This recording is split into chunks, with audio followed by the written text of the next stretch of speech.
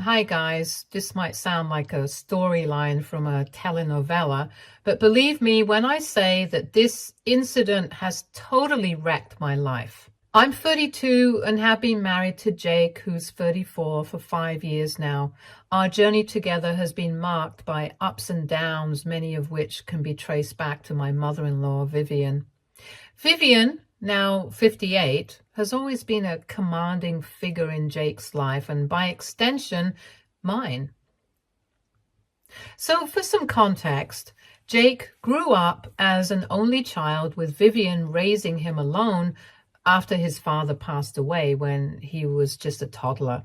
The bond between them was undeniably close. I initially found it heartwarming, thinking how much she had done for him. But as our relationship progressed, I quickly realized that Vivian viewed me as someone who was taking Jake away from her, as though I had intruded on a relationship that had no room for a third person. Jake and I met during a design conference 6 years ago.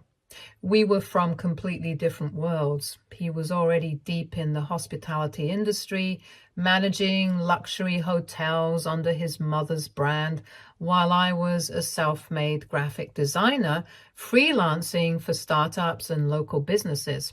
Despite the differences in our lives, the connection was instant. Jake admired my creativity, my independence, and the fact that I had carved my own path without leaning on anyone. I was drawn to his grounded nature and the way he carried a sense of responsibility that seemed almost too heavy for someone his age. Vivian's reaction to our relationship was complicated from the start. Initially, she was polite, though distant, as if assessing whether I fit into her world. Over time, that distance turned into a subtle coldness. I could feel the unspoken tension in every interaction with her. She never said anything outright, but her attitude towards me made it clear. I wasn't good enough for her son. I started to pretend that I didn't hear her snide comments because arguing with her was not worth it. I realized that she had built an empire on her own and seemed to expect the same level of perfection in every aspect of Jake's life, including his partner.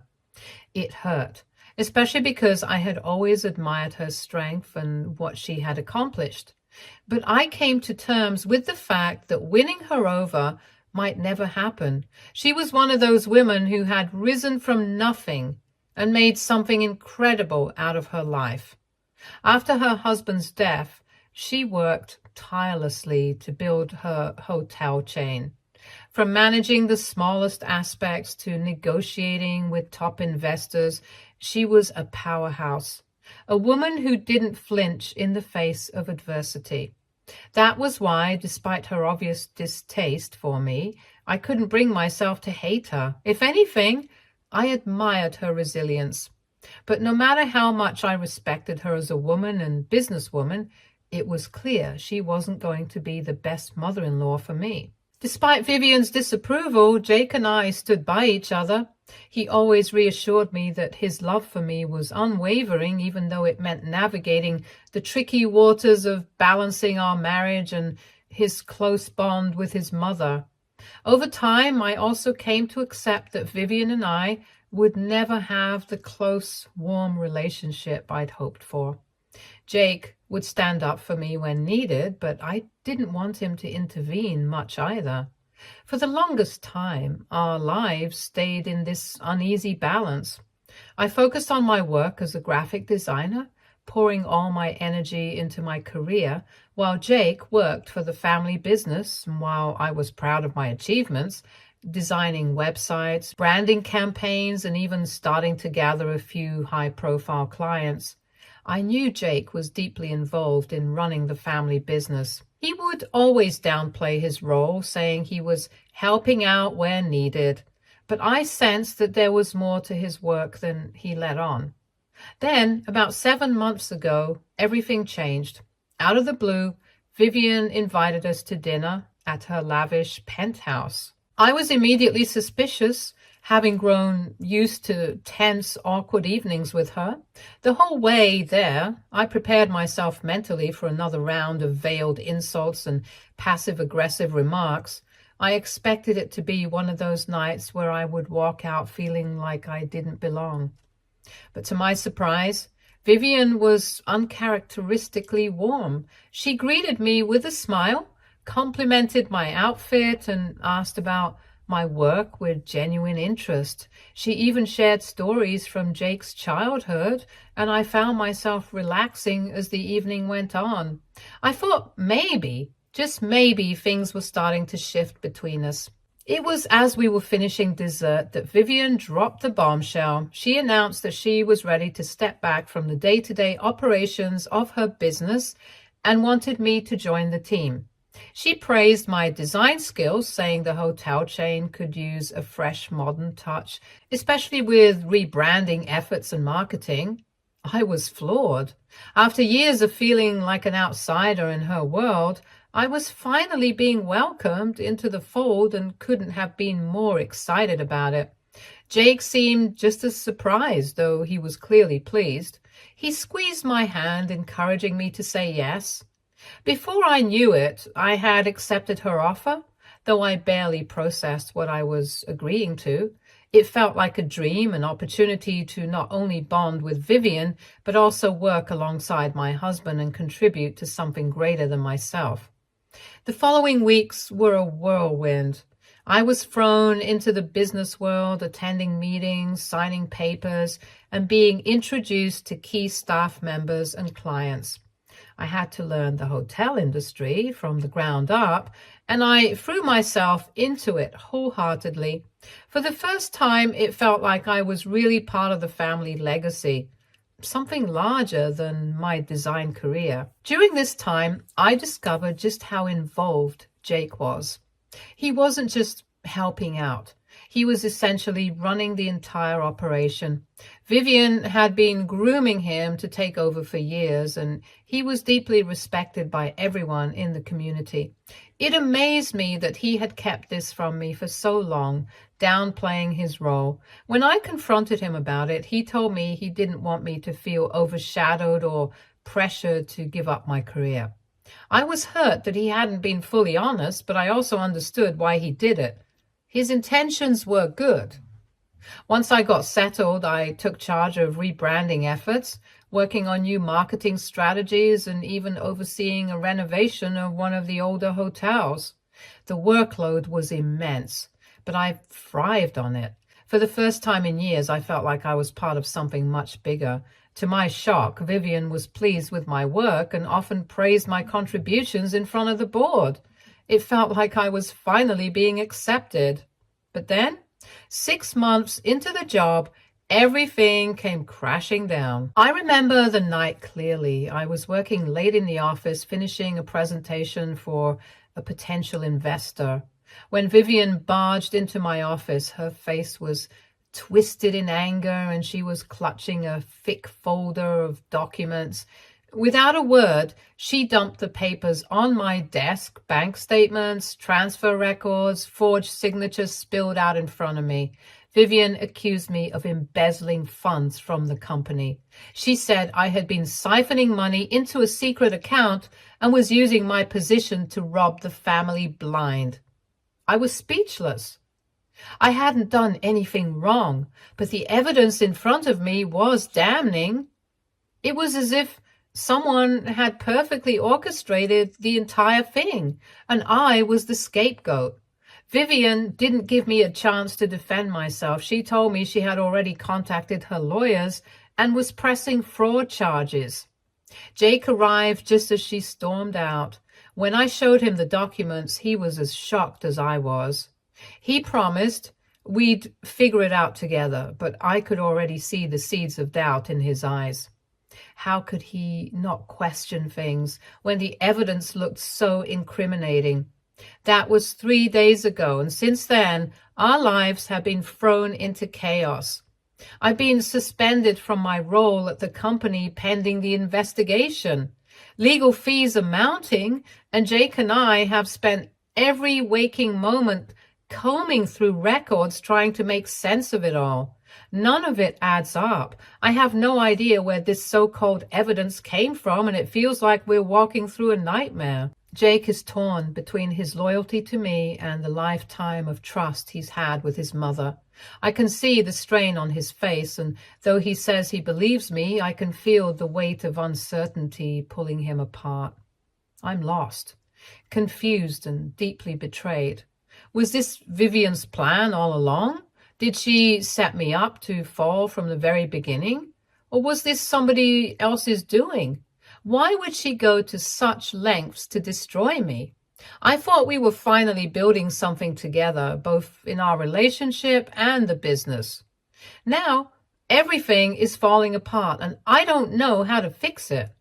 Am I the bad guy here? Did I do something wrong without realizing it? AITA for accepting the job offer and getting involved in the family business in the first place? Update 1.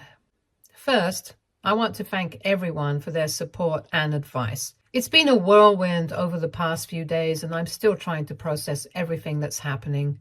The sheer weight of the situation has been overwhelming, but knowing that so many of you out there believe in my innocence has been a small source of comfort in this nightmare. I never imagined I'd be in this position, accused of a crime I didn't commit, all while my husband and I watch everything we've worked for on the edge of collapse. After reading through many of your suggestions, Jake and I took immediate steps to fight back. We hired a forensic accountant to dive deep into the company's finances. This was no small feat. Vivian's business was massive, with layers of operations and accounts that spanned years. We also retained a criminal defense lawyer who specializes in white-collar crime. His expertise gave us some hope that we weren't completely helpless in this situation, though the reality of how much legal fees would cost is already weighing heavily on us. But we couldn't risk not having the best defense. The forensic accountant's initial findings have been interesting, to say the least. Turns out there were discrepancies in the financial records dating back long before I ever joined the company. We're talking years of unexplained transfers, strange financial maneuvers, and some very creative bookkeeping that would raise eyebrows at any audit. What stood out most to me was that none of these questionable transactions seemed to be tied to me or my work. It was a relief, but also a new source of confusion. Why would Vivian accuse me if these issues had existed long before I ever got involved? Our lawyer has been incredible, advising us every step of the way. He urged us to gather all documentation related to my work, emails, project files, meeting notes, you name it. We've been pulling late nights and digging through my files to ensure we have a strong case. It's exhausting, mentally and physically, but at least I feel like we're finally doing something rather than just waiting for the next hit. Jake has been a rock throughout all of this, even though I can see the strain in his eyes. He's been in contact with some of the longtime employees and board members, trying to gather more information about the company's financial practices. A few of them have voiced their surprise at the allegations against me, stating that none of this seems to align with what they've observed of my work. Some even admitted that they had noticed oddities in the company's finances themselves, but had brushed them off, assuming Vivian had everything under control. It's frustrating that these concerns were never raised before, but it's clear that Vivian had cultivated an environment where people were afraid to question her authority. Vivian herself has been eerily silent. She's communicating only through her lawyers, refusing to speak to Jake or me directly. For someone who was always so hands-on and vocal in the business, this sudden radio silence feels unsettling.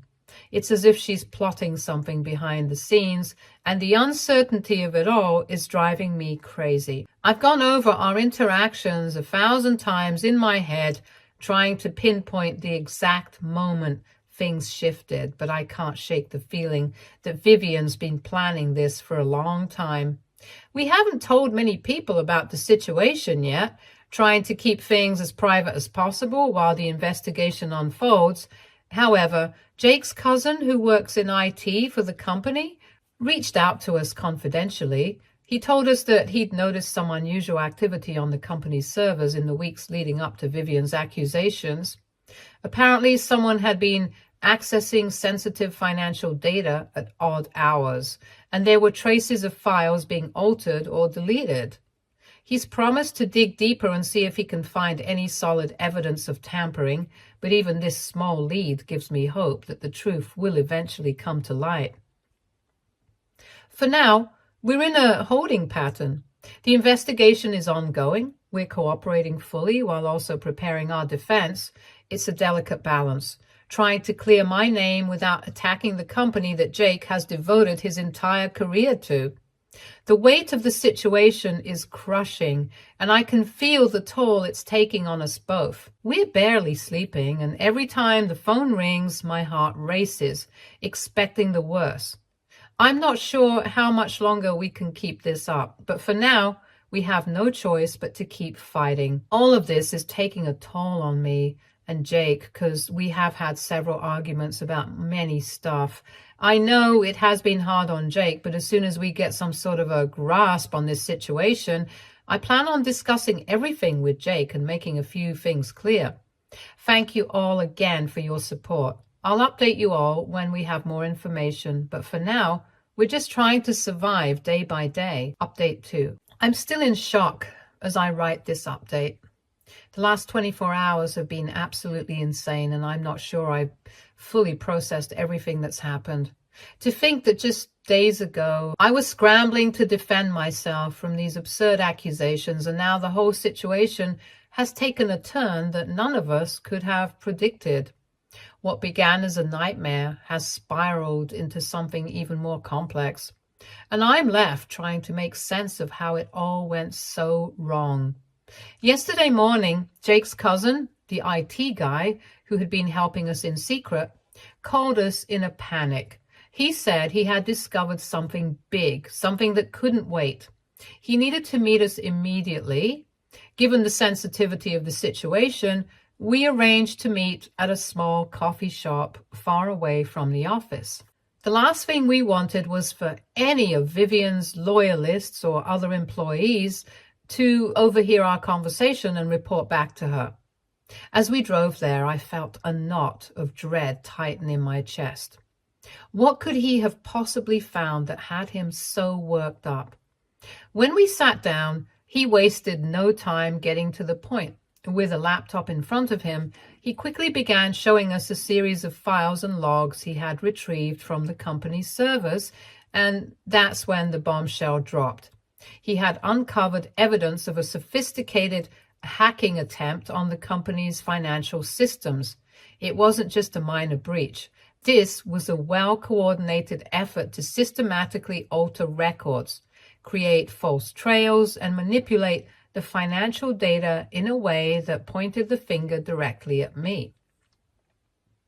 Jake and I just stared at the screen, unable to believe what we were seeing, but what came next left us both reeling. The digital fingerprints of this operation, they led straight to Vivian's personal computer. For a few moments, it felt like the world stopped. Jake was in denial at first, saying there had to be some mistake.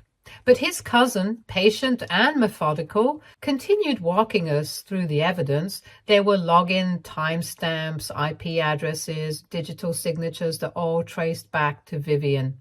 As the reality of it began to sink in, the color drained from Jake's face. This wasn't just a misunderstanding or some clerical error. This was a deliberate, calculated attempt to frame me for crimes I didn't commit. We were still sitting there, stunned and trying to process this revelation, when Jake's phone rang. It was the police. We were preparing ourselves to give proof and all the evidence that we had just come across. But when Jake hung up, he turned to me with an expression of pure disbelief. The cops had arrested Vivian. I was in shock. Apparently, the forensic accountant we had hired wasn't the only one who had noticed the irregularities in the company's finances.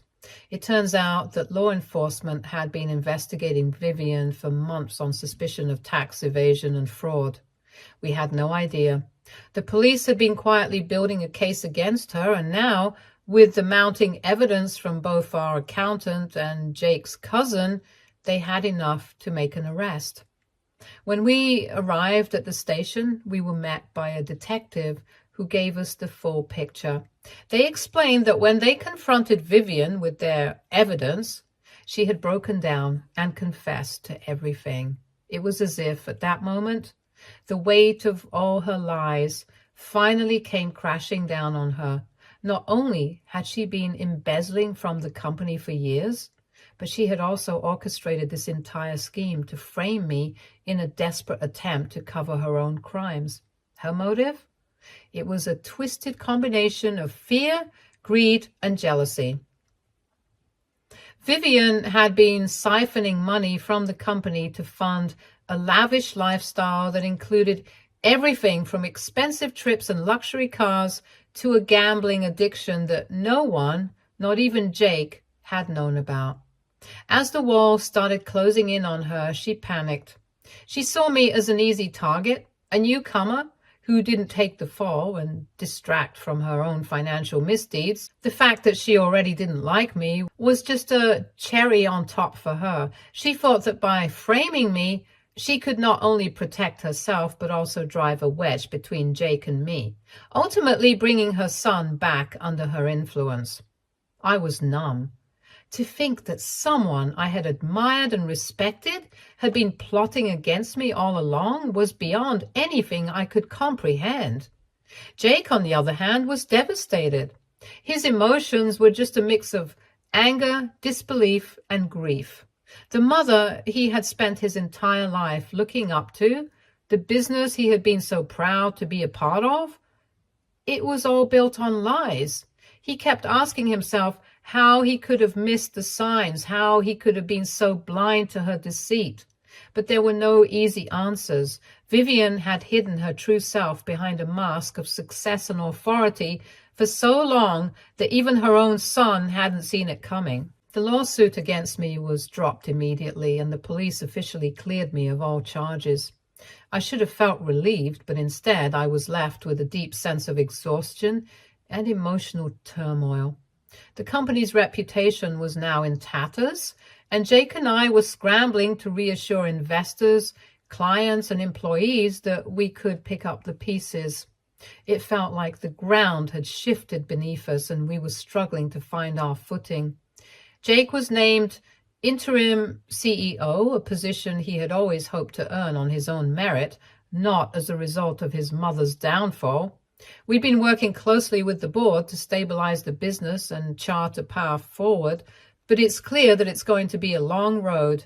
Trust, once broken, is not easily rebuilt, and the damage Vivian caused extends far beyond the financials. As for Vivian herself, she's facing multiple charges, including fraud, embezzlement, and tax evasion. It's likely that she will go to prison or face some heavy penalty. Jake is torn.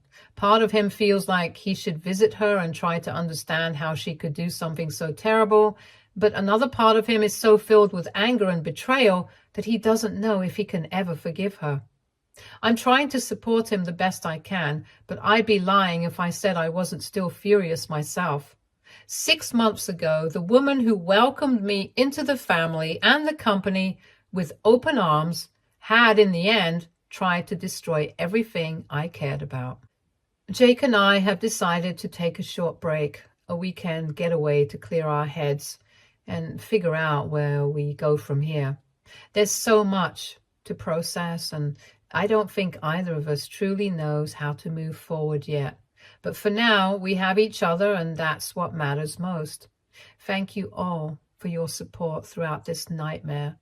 I'll post an update in a few days when things have settled a bit more, but for now, I just need to take a breath and try to piece together the life that almost slipped through my fingers. Update 3. Hi guys, how are you all?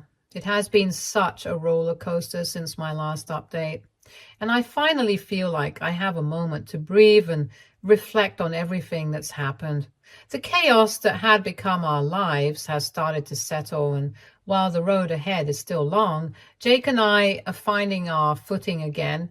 After all the tension, accusations, and revelations, we desperately needed time away to process everything and figure out how to move forward.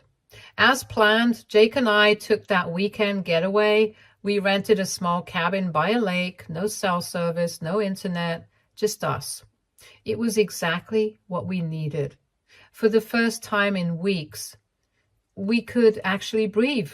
There were moments when we just sat on the porch, staring out at the water, not saying a word, but feeling the weight of everything lift bit by bit.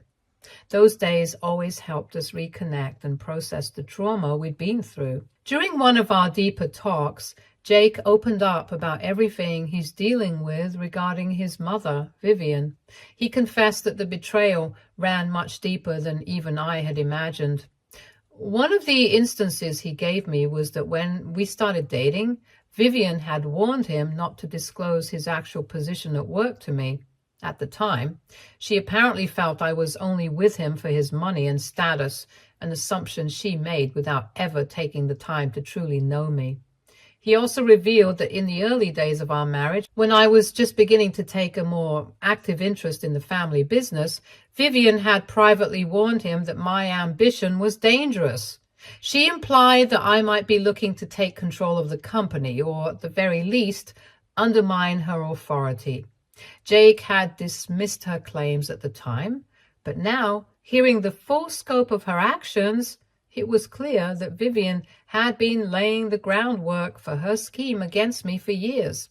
She had always viewed me as a threat, not just to her relationship with Jake, but to her position of power within the business.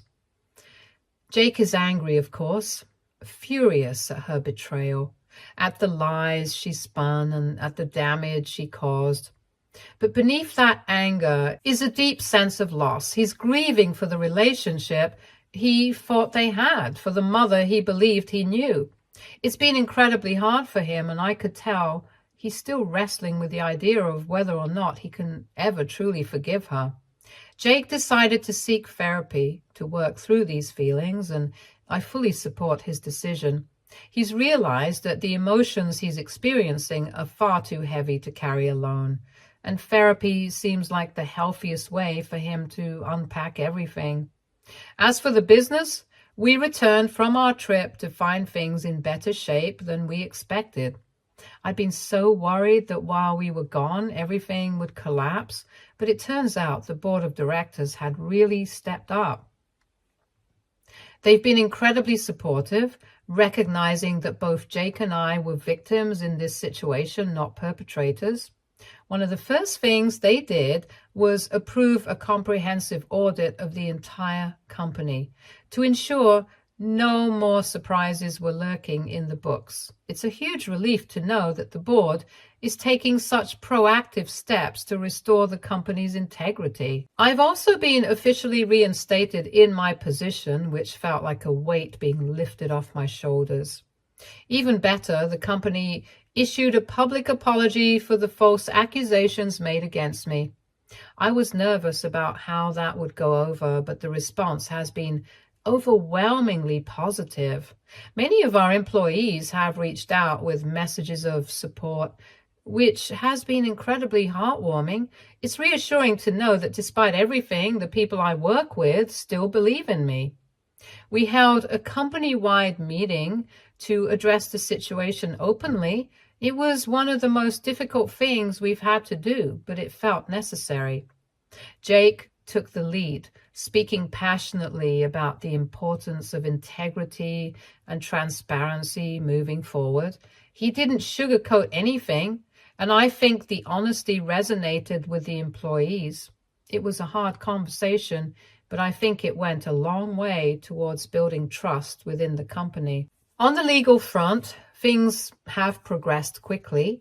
Vivian has pleaded guilty to multiple charges of fraud and embezzlement, and she's facing significant jail time.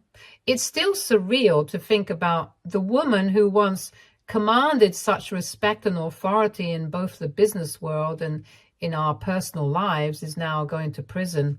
One thing that really struck a nerve for me happened recently when one of our close relatives visited Vivian in jail. Apparently, she was very apologetic, crying about how she never meant to hurt Jake. She went on and on about how devastated she was, that she had caused him so much pain. And I get it. Jake has suffered throughout the entire ordeal. But what about me? I was the one whose career, reputation, and marriage were on the line. I was the one Vivian tried to frame, the one whose entire life she nearly destroyed. When our relative asked her if she wanted to apologize to me, Vivian went completely silent. She just sat there, refusing to say a word. It was clear that in her mind this was all about Jake, and my pain barely registered. That hurt more than I expected it to. How can she claim to feel remorse but refuse to acknowledge the damage she did to me personally? It's safe to say that we are nowhere near reconciliation with her, and even if for some reason Jake and I decided to forgive her, it's not like the law will. The wheels of justice are in motion, and there's no stopping what comes next. On a more personal note, this experience has led Jake and me to reassess our priorities. We've realized the importance of open communication in our relationship, and we're both committed to being more transparent with each other about everything, our work, our feelings, and our concerns. We've been through so much, but I believe we're coming out stronger on the other side. There's still a lot of work ahead of us, rebuilding the company's reputation, processing all of the emotions that come with this kind of betrayal, and figuring out what our new normal looks like. But for the first time since this nightmare began, I feel hopeful. I'm hopeful for our future, hopeful for the business, and most importantly, hopeful for the life Jake and I will build together. To everyone who offered advice, support, and kind words throughout this ordeal, thank you. Thank you for assuring me from my very first post that it wasn't my fault and I wasn't the bad guy. Your encouragement has meant more than you know, especially during those darkest moments when I wasn't sure how we'd get through this. I don't think I'll be posting any more updates about this situation. It's time for us to close this chapter and move forward, focusing on the life we want to create, free from the shadow of Vivian's actions. Thank you again, and I wish you all the best as Jake and I embark on this next chapter of our lives, stronger and more united than ever. Stay tuned for more stories from Our Girl Relationships.